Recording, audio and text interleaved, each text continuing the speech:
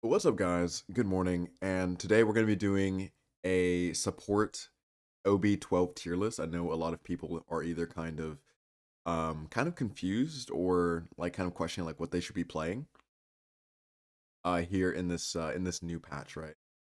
I got done with ads and got another ad. Yeah, that's right. Get racked, buddy. Um, but yeah, no, I mean today I just kind of want to cover because a lot of characters got buffed and nerfed, so I just want to kind of go through a couple of these characters really. We're only going to be focusing on support specifically. It's the role I play at the highest level, so I feel like it's the role I have the best opinion of. I know in general some of the most more meta things, but overall I just want to put this up for support players, making content for support players. So we're gonna double down and keep making content for just support players. Um, First things first, I want to talk about Achilles.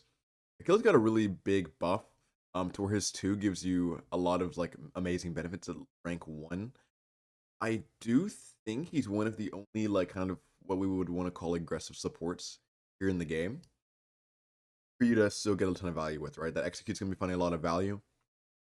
I kind of want to put him A tier. I think he's solid. I don't think he's amazing. I think he's fine. I think he's quite all right. If you can play Achilles and just be kind of like tanky, I think it goes crazy. Ganesha needs buffs. First time rage baiting kind of nervous. What's up, Rascal? I miss you. Um, Next is going to be Aphrodite. Aphrodite's S tier. Character has been good the entire time. It's just people get tired, like people get sick and tired of playing her, so we try to gaslight ourselves into thinking that she's not S tier. Um, but she's phenomenal, right? A ton of sustain, a ton of pressure in lane, and obviously offers that CC immunity, offers that safety to picks that don't traditionally have it. Um, she's gonna overall just be a fantastic pick. Adjust my yeah. Anyway, but yeah, Afro's gonna be S tier. We're not gonna put a ton of characters in S tier either. S tier is gonna be reserved for maybe 3 or 4 picks, just like clearly the best of the role. Even if the character is extremely strong, and we rating them based on their strength. A tier going to be pretty good basically every game. B is going to be pretty good. Just some bad matchups. C is going to be like you need to be either like picking this for like a very specific reason, and then Rip tier is going to be like they're just horrible. Like you should not be playing this character. Um, Next is going to be Apollo. I think Apollo after his nerfs with the aspect specifically, is going to be B tier. I feel like he does. He offers a lot of pressure, a lot of damage. He can peel pretty well with his mez. That mez is like a 2-second cooldown as well. But I feel like after the nerfs, he's not really that insane, right? His one used to offer, 2 charges of his one casting with no mana cost. Now it costs mana, so you can't just free cast it when you're which was a big benefit to his kit. But he still offers a shield that gives protections. That doesn't need to be slept on. He is still really, really good. You just can't pick him into every matchup here. I still think he's really good. You can still play him if you want. He's still gonna be Apollo support. But I do think that there's just better picks in the meta. Ares. Ares gonna be S tier. Ares is going to be one of a couple characters that we want to talk about during this patch where he's good because yes, Ares has high damage. Yes, Ares has lockdown. But the biggest reason why Ares is like being seen in the meta is that he prevents certain picks from getting played, right? Picks like Fenrir, picks like Mordred, picks like Bari all have a really rough time into Ares, right? And so when those picks aren't allowed in the game, this patch just allowed 3 bans per ranked. Um, since these picks aren't getting through as often, Ares, if those picks aren't in the game, he loses a lot of that value, right? He's a pick that keeps people from picking the strong thing, right? But now you can just ban most of the strong thing. I'm tempted to put him in A tier just because this is true, where he's good into a specific number of the cast, but most of them are getting banned now anyway. But he's still a really good denial pick. I think he offers a ton of lane pressure. I'm actually gonna move him down to A tier because someone does his job but better. We're gonna put him ahead of Achilles. So, and we'll get to that god very, very soon. Wait, will we? And we'll talk about it at the end. He's actually not on the list. Oh yeah, he is. Anyway, next character up on the dock. It's gonna be Athena. You guys know I hate Athena. Um, she's okay. She's solid. She forfeits lane pressure in support. Unfortunately, Rush. Thanks for the raid, man. That's insane. Thanks for the 16 king. Um, But yeah, no, Athena, she forfeits lane pressure. But she's gonna be a really easy character for lower level players to play. Has a taunt and really easy to follow up off of. Gonna bring a lot of late game value as well with people not being afforded to go beads and Aegis. It's typically just a beads, and her taunt in the late game, if you play it right, is just a death sentence. Again, the worst part of her game is going to be that early game. So just because of her early game being so like horseshit, it's going to be pretty hard to put her in A tier. She did just get a recent buff onto her shield as well. Don't play this character with aspect. If you play this character with aspect, you're trolling, especially in support. But the shield is going to be really, really good. Not a lot of anti-shielding being built right now. Once people kind of wake up to that, I feel like it won't be nearly as impactful. But yeah, she's going to be really solid. Definitely B tier character. Next, we get Bakus. See, like I love Bakus. He's C tier. This character is good in a meta where supports can dive and do damage. But right now he's diving into super safe characters. His damage has been basically gutted because the tank item damage from support's been gutted. So he's not really able to like do anything. You can play him more of like a setup, CC rotation kind of support. But other supports, literally everything else above him excels at that better because they have the added safety. He needs to all in with this flop. And if people collapse onto a Bakus that just flops, he just kind of dies. So for that reason, I really feel like you really shouldn't be playing this character unless you just really like this character and you're playing him as a certain counter matchup. Maybe you need built-in anti-heal for some reason and Cerberus got banned or something. You can probably pressure Aphrodite decently if you're a pretty good character, pretty good player on the character, but other than that, probably avoid picking this character. It's not great. Next, gonna be Bellona. Bellona with aspects, with Aerosbow, has a place in this meta. All-in's a little bit better than Bakus. Pressure's a little bit better than Bakus. And this one thing I want to highlight is Bakus is getting out pressured by warriors right now that that have aspects. Unfortunately, but she does have that block stack. Potentially give to her team. That can really turn a team fight there as well, especially late game ADCs doing 3, 4, 500 damage per auto. Those block stacks are going to be insane, in terms of mitigating a ton of damage for your team. The disarm is going to be really good. So into a pretty, heavy ADC or heavy auto attack comp, she's going to be excelling, right? It's a really good pick into characters like Kali. Kind of cuts their value down a lot. Other picks do it better. That's why she's not going to be higher than B tier. But things like Agni, things like Bard that need to pump out damage. Apollo on her, stuff like that. Artemis. So really heavy ADC comps are going to be kind of struggling against this pick. And if you practice this pick, you want to just kind of go like you can go arrows bow full defense and just like attack people. Don't max your 2, it's bait. Even without aspect, it's bait. Max your 3 or max your 1 for the block stacks of the sustain, and then you'll have a good time in lane. Next, gonna be okay. I'll put Baron here. Baron's gonna be probably C tier. The character just does nothing from support. If you want to be playing Baron, play him in solo or mid, right? This character is a ton of fun. This character is also really good with his aspect. It's so over. I'm so sorry. But guys. I mean, it's no secret that I'm not a Baron Somni fan. I don't play this character a ton. I play him enough, to have an opinion on him. This character just kind of dies in support. The amount of lockdown he has, you can put on a mid laner and have him do 4 times the amount of damage. Same thing with solo lane as well. If you want this character on your team, you're not playing him in support, but you can play him in support. He is playable in support. It's just that you're going to be having a miserable time into every character above him, actually. Some people think that he counters Aphrodite because she can't really get away from him, but her +1 lets her, latch onto a backliner that can get away from Barrett and then yoink herself to that backliner. So even that safety is just not even, like, it's not even there anymore. Like, that counter matchup's not even there anymore. So a lot of his counters from Smite 1 aren't even counters anymore. It's just kind of rough for him. Next, we're going to see Kabracken. Kabracken, like, you guys see I'm going between C and B tier. He's better than Bakus and better than Baron, so we're going to put him in B tier, but it's not by much. Hydra, when we play in Pred, when Smite 2 servers shut off. But no, Kabracken, he's going to be pretty good as a counter pick here. Eye of the Storm, which would have been his best build and best item, just got nerfed. Not just nerfed, it kind of got gutted recently in this last patch. So unfortunate for all of you Eye of the Storm Kabracken enjoyers. But this character, he is inherently strong, has that damage mitigation, has a ton of protections built in as well. You can build him with Oni Hunter's Garb and, what is it called? Jeez, I'm thinking of the item, it's bad. It's not Spirit Robe, obviously. It is a Prophetic Cloak. There we go. Yes, you can stack a Prophetic Cloak and Oni Hunter's Garb, and you'll be basically immune on this character. But again, with the amount of lockdown that you have on Kabracken, be good into enemy team comp? That's the question you have to ask yourself, and that's why he's going to be B tier, right? If he's good in that role, you just need a person to step up, eat a bunch of damage, get their CC, get their lockdown off, and then live probably. Kabracken's pretty good for that. Next is going to be Cerberus. Cerberus is going to be A tier. With the amount of sustain and healing in the game right now, and a lot of comps that are based around sustain and healing, this character shuts it down really, really well, right? I do think he's a pretty good support option. I think he's a pretty... You're going to be logging him more often in solo than you would be in support. Not saying he's a better solo laner than support, it's just that the matchups over there in solo, like Pele, like Mordred, stuff like that, all get pretty neutered by Cerberus. I was playing with a player the other day, and they said, I just don't have a lane if I lock in Cerberus into Mordred. To where my answer was going to be, does that matter? Right?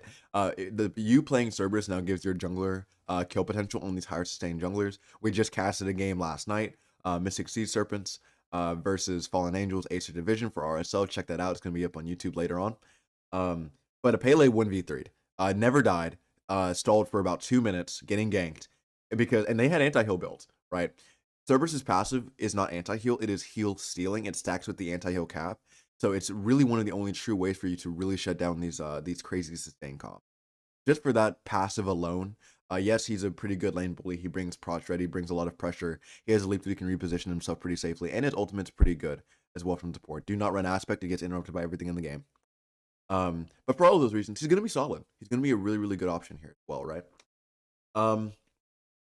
Let's see, looking on now. We're going to talk about Fenrir. See, if it's me on Fenrir, it's S tier. I'm joking, guys. Fenrir's going to be probably a B tier character, right? This character is super, super strong, but Fenrir support is what we want to talk about, right? This character obviously has flex potential. You can play him in solo lane, play him in jungle, you can play him in support. Obviously, jungle is going to be the more viable of those three roles with that Broggy's tier theme build, but that support flexibility does still let him, I mean, like, you can lock in a Fenrir really, really early, and then if the game doesn't look like a good Fenrir jungle game, it might be a good Fenrir support game. So it does have some multi-role viability. One thing I want to highlight is that Avenging Blade does proc on his Brutalize. You can play this character with Aspect still, and you can get a damn near a 65-70% slow on just his Brutalize with Aspect.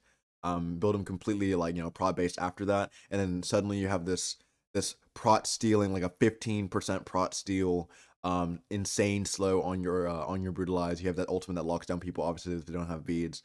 He's a really good front to back kind of character out of support. You can also harass junglers extremely well in the early game because you're going to be going Avenging Blade first item. So stuff like that is going to be really, really effective on Fenrir, as long as they don't have a billion cripples, so like Ares, Poseidon, a character we're going to rank here in a second. As long as certain characters aren't in the game, it can be a really, really good game for Fenrir. The character's not broken or OP in support. He's just really, really strong if his certain matchups aren't in the game. One character that is super broken in support, we don't have the image for him yet, but we have the nice little cool angry face, Ganesha. So for the very same reasons that Ares is strong, the reasons that Ares is in the meta at all, right? Ganesha does that times a billion. So think of every single one of your favorite junglers and ask yourself the question, do I want to play that character into Ganesha? The answer is very likely no, right?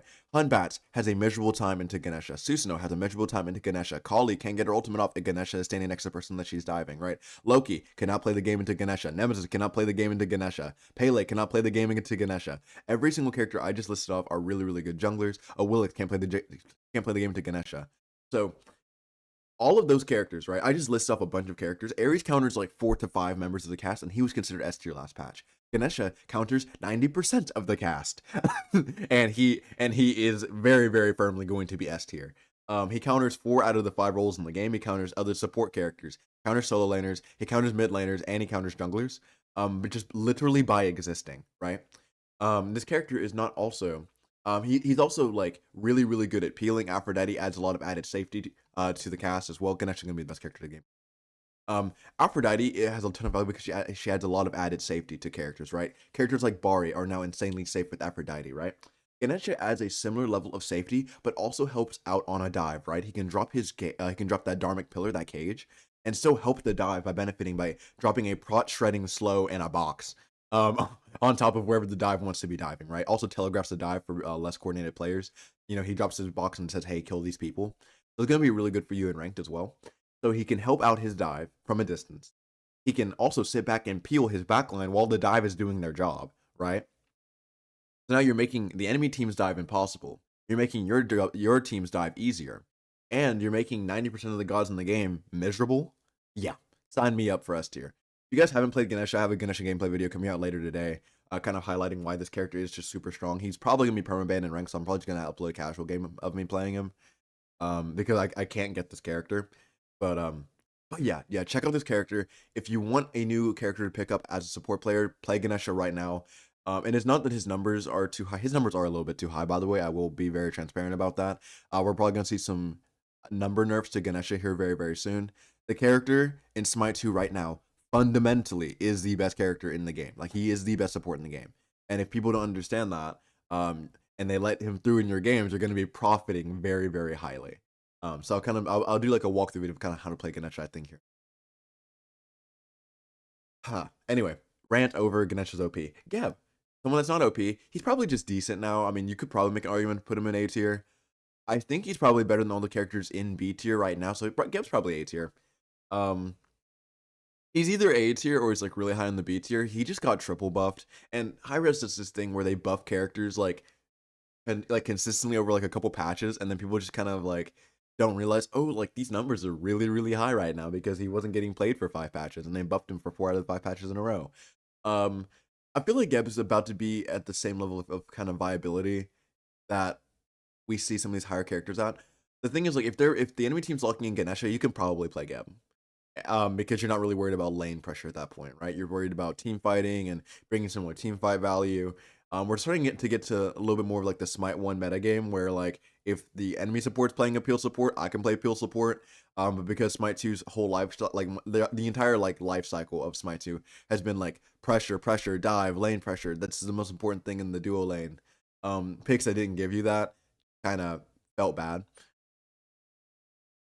I disagree. I just got here. That's crazy. But no, I mean, Geb's probably on the rise here, right? Yellow numbers are going to be a little bit more meta here for the ADC build here, but as long as crit is viable, you know, people, you know, still might be building crit. Geb has a really good passive into crit. He's also really good against burst damage, and Scylla does a ton of burst damage in the late game. Merlin does a pretty good chunk of burst damage in the late game as well. Vulcan does a good chunk of burst damage in the late game. Raw as well. Bari as well. So some of these burstier characters do want to be trying to play a more front to back style. Geb can make it a lot harder for front to back style to end up getting played as well. He brings a lot of CC immunity, a pretty decent engage, pretty good dive disruption as well with that ultimate, with that shield, with that knockup. Has a really good engage and chase down potential with his one. So on paper, the character's not bad. He's probably just okay. You could probably lock this character in 9 times out of 10 and be okay. I'm gonna put him in B tier, but it's not that he's bad. Yeah, like I do think the character's actually probably playable now. I think the buffs helped him a lot. I think he's better than most of these characters in B tier, so I'm just gonna kind of move him back here. He's like on the cusp of being A tier. Hydra is back. So Geb is back. Hydra is sad. I mean, I hate Geb. Like 100%, I hate Geb. But just because I hate Geb doesn't mean I'm gonna disrespect Geb, right? I think he might just be the best B tier character I have so far, right? He's better than all of these characters. So, okay. Guan Yu. Guan Yu's A tier. I put out a Guan Yu video yesterday. Go check out that video on YouTube, guys. Guan Yu has a prot steal, has a prot shred, has a heal, has cooldown reduction in his kit, and he has an at range prot shred slow stun on his ultimate. All I'm saying is that the only thing this character lacks consistently is hard CC in support. Other characters like Aphrodite have more on-demand hard CC than him. Ganesha has more on-demand hard CC. Ares brings a little bit more beads pressure. Achilles is a bigger kill threat. And Cerberus has a better matchup actually has a really good matchup into Guan Yu and Aphrodite. And a pretty decent matchup into Ares as well, right? So he's not going to be better than any of these characters here. but he is actually very, very strong. Very deceptively strong. His heal heals the most in the entire game. For some reason, and we're talking about Guan Yu with aspect here, just to be very, very clear. For some reason, a single cast of your heal can heal somebody for about 450 HP, and it's on like an 8-second cooldown in the late, right? Rod of Asclepius build on this character is going to be upping your healing a ton. It's very, very common for you to be ending this game with 20k self healing and 30k ally healing. For a total of about 50k healing in the game, where Yamoja players and Afro players will have like maybe like 20k across both those stats combined, right?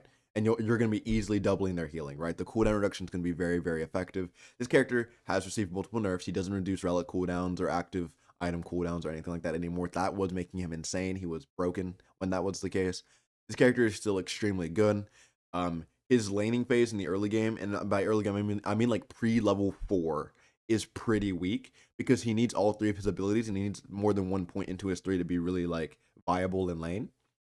But the second you get your first item online, once you have 3 points into your 3 and you start maxing out that heal, right? Once you have that ultimate available to you, you can kind of pressure these supports that don't have that beads, and you can prod shred them and help help a jungler kill them on a gank. This character is insanely, insanely good. You play him for a team fight portion, you play him for the late game, play him for the mid game. His early game isn't bad. It's just his really, really like early game is severely, severely lacking. He is going to be really, really good, and the value he brings to the late game is going to let me kind of, this is my bias kicking in, but it's the value he brings in the late game is so insane. I feel like you have to be putting him at least.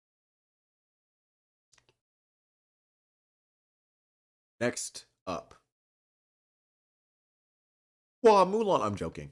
That character's horrible. It looks like it's just Capri. Actually, I don't think I skipped anyone. Yeah, just double checking. Yeah, no, we're good. It's gonna be Capri. Yeah. Mm. Damn.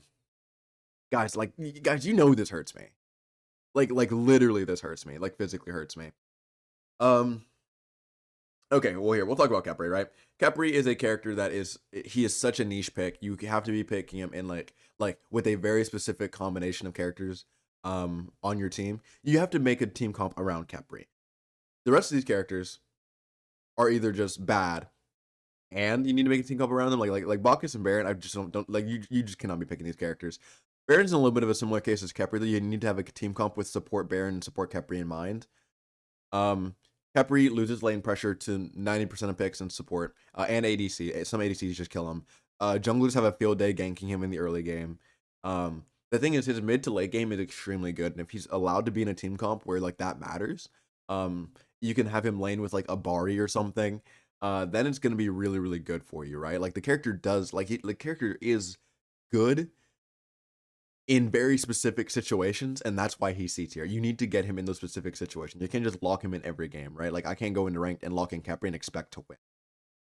Because 9 times out of 10, my team comp will not be able to accommodate having a support that can't step up and can't face check, and also doesn't really want to be buying Sunder. Because he doesn't really use it that well. He wants to be using any other relic literally in the game. Either way. Next up. We are gonna go to Odin. I mean, I guess. Odin's not really a support pick. You guys can block in Odin if you want. Next is probably literally just Sobek actually. Um, yeah, Sobek's A tier. This might be a surprise to some people. Some people might be saying, "Oh my gosh, like Sobek is so strong. Like he's so easy." Sobek is strong. Yes. Sobek is easy. Yes. The thing is that we have the late game Sobek problem where if we pluck in, we're probably just gonna die. Now that he uses Sunder pretty well, so like you can still go Sunder on him. If you're against a support that like doesn't have Sunder and you just don't want to be building Sunder, you can go an Aegis on Sobek, so you can pluck in an Aegis and immune a ton of damage and like hide an Nemean and like fight back and have a really great team fight. That is a little bit of tech you guys can try and do.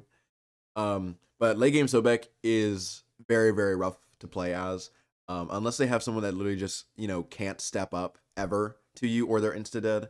It gets really rough here, right? It's really backline reliant. You need to have a backline that is comfortable stepping up and turn out a bunch of damage even on a frontliner. That way the threat of a pluck is always looming over the enemy team's head.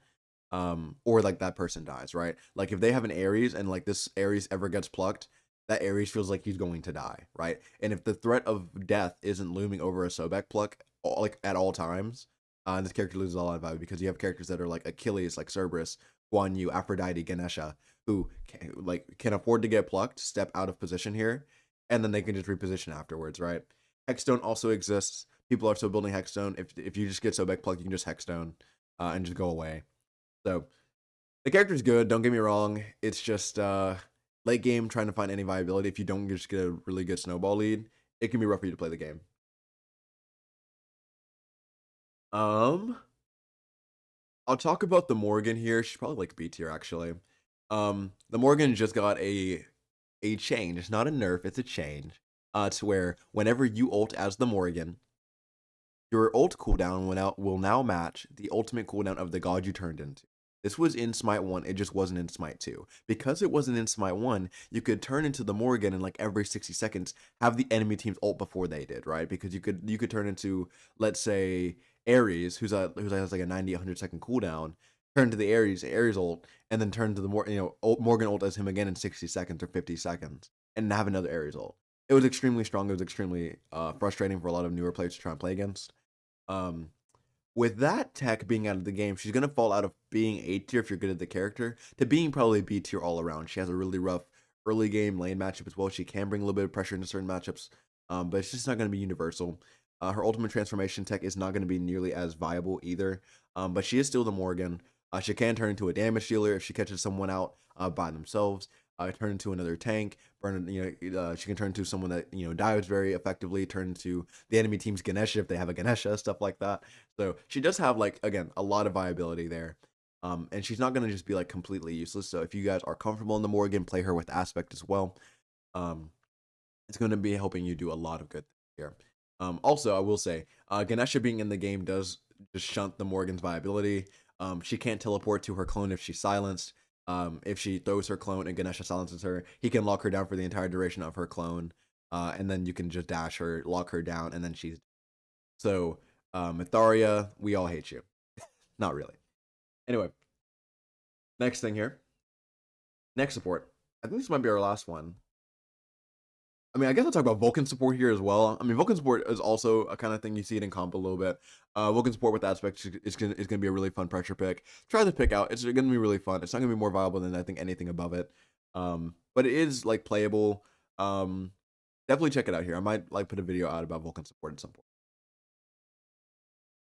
Thor, Yemo, Ymir, Shirley. I did forget Thor. Thor's gonna be a B tier. You guys saw me there. You guys saw me there. I contemplated. I just don't think an assassin support can be A tier. I don't know. Maybe Thor's the most viable out of all of them. We'll put him A tier. Thor with aspect. You can go Avenging Blade.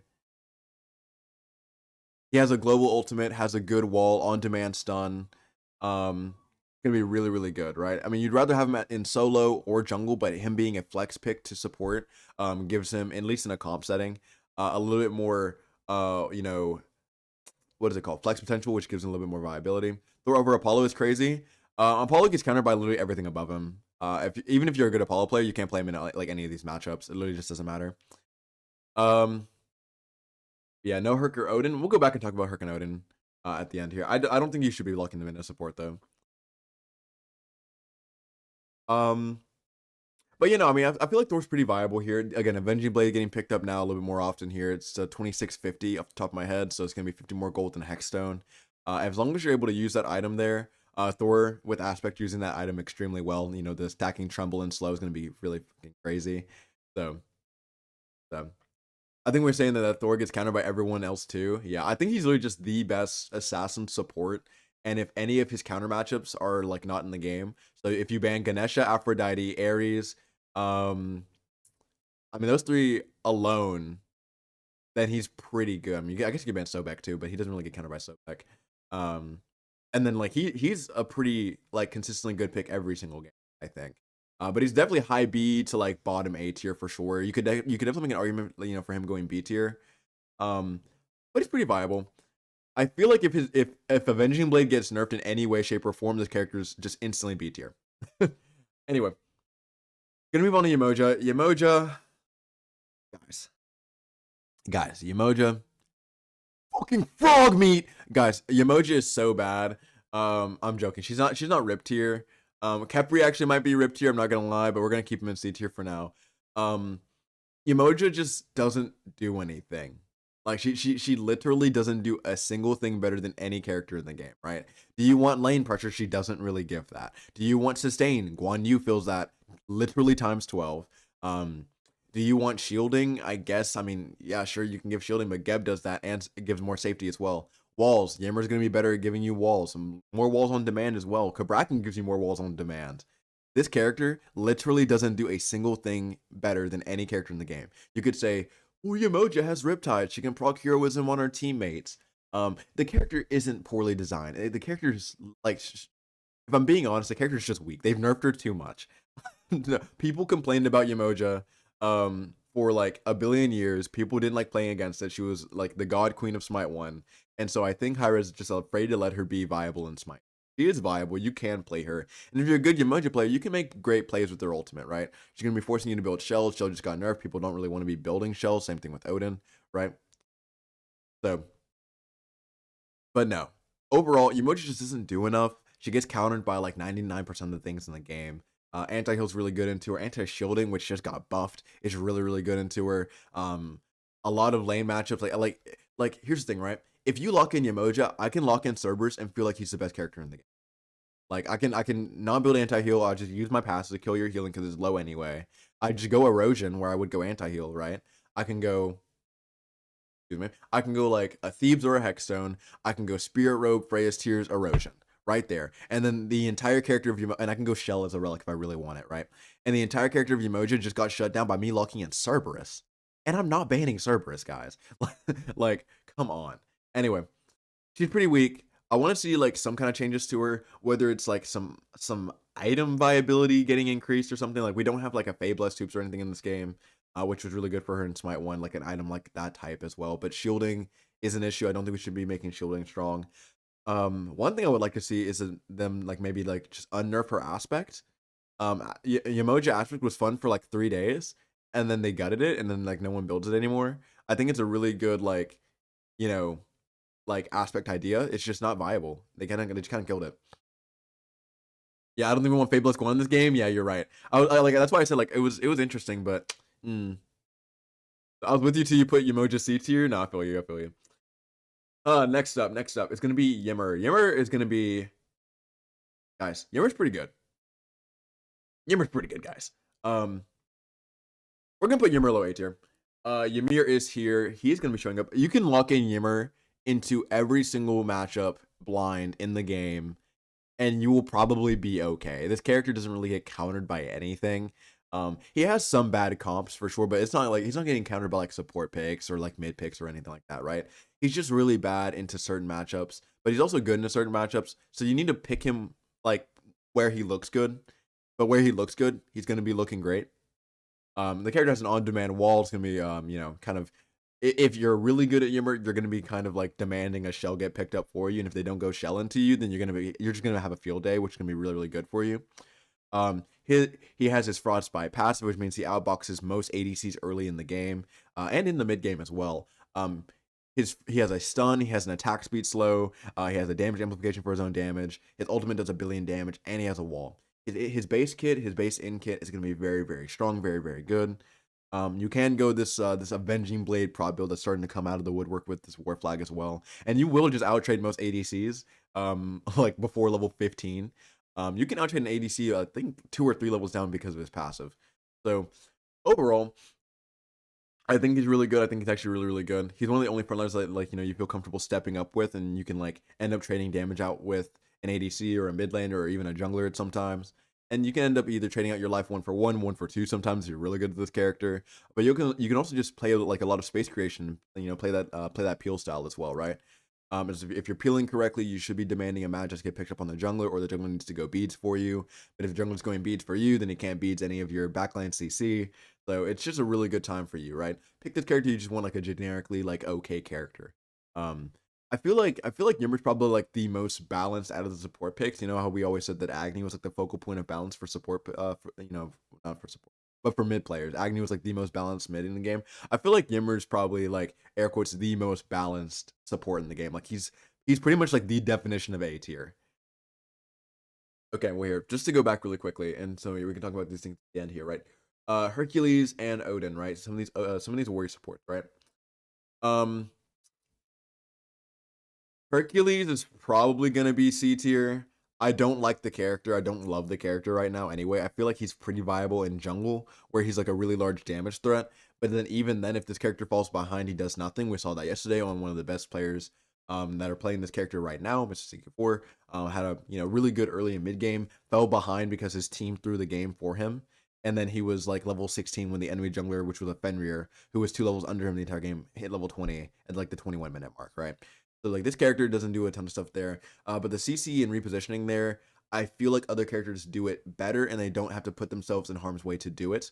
Again, like that knock up Herc pull combo. If you're doing that to a backlander, like if you do that to a Bari, I think the Herc dies first. If I'm being honest, if you do it to another support, any of these other supports here as well, he kind of gets locked down as well. He has that CC immunity as Boulder, but it's kind of like it's like a self root CC immunity, so it's not the greatest thing in the world either. So I feel like other supports just do more than what Hercules does.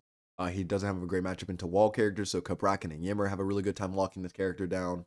Yamoja even locks his character down pretty well, and he doesn't even have a great matchup into her. So for that reason, I don't think he's going to be fantastic. You could argue Odin is B tier if you're just an Odin enjoyer. However, anti-shielding is really, really strong right now. The best value you're going to be getting out of Odin is just going to be like cage spamming.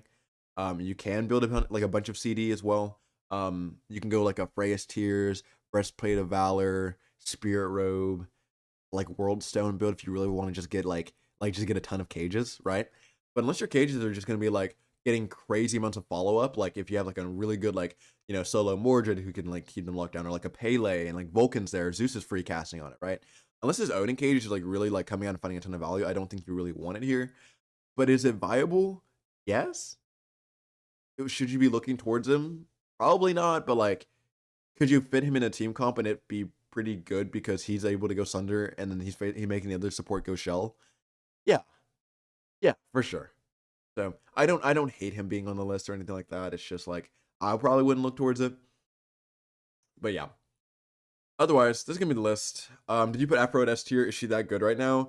Yeah, Afro's just Afro, man. Like people either gaslight themselves into thinking that Afro's boring, so they don't want to play her, or that like she's bad for some reason. The character still gives you a ton of great sustain, great lane pressure, great safety on the picks that don't necessarily have that safety as well. And if you combo her with a pick that has safety, like an Apollo ADC, Bar with their death immunity but doesn't have the CC immunity, so they're like a match made in heaven, stuff like that. She just gets really, really strong. She fits into a lot of team comps really, really nicely right now. But oh well. That's gonna be the tier list here. Thank you guys for chilling here, helping me kind of make this put together. If you guys have any questions or you want to argue about like kind of where I place these characters, if you have like an argument for a character being higher or lower on this tier list, definitely let me know. I'm gonna be putting this on YouTube, so you can put it on the comments below as well. I'll catch YouTube side of you guys later, and for you guys that are sticking around, I'll be streaming here in a second. So get some games in.